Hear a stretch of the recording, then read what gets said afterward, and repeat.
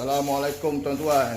Okey, kali ini projek kita tukar mozaik asal.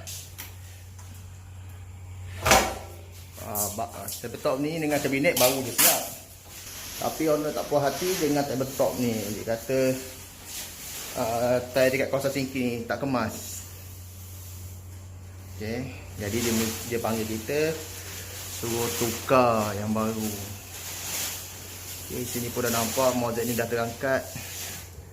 Yang ni terangkat, tunggu masa nak jatuh. Yang ni pun sama. Tapi tu lah, bila kita buat kerja bekas orang ni, kita nak tukar, rumah dah duduk, kabinet dah siap. Yang ni masalah, kena tutup dulu belaka.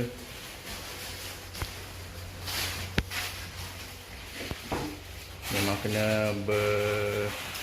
kena teliti, kena bergaluh lah kerja ni.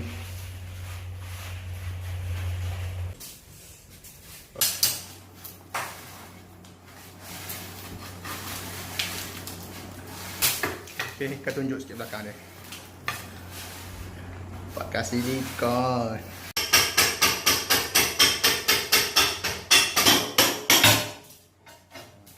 Tengok belakang dia. Dengan silikon dah. Oh ni sebab tak sapu simigam.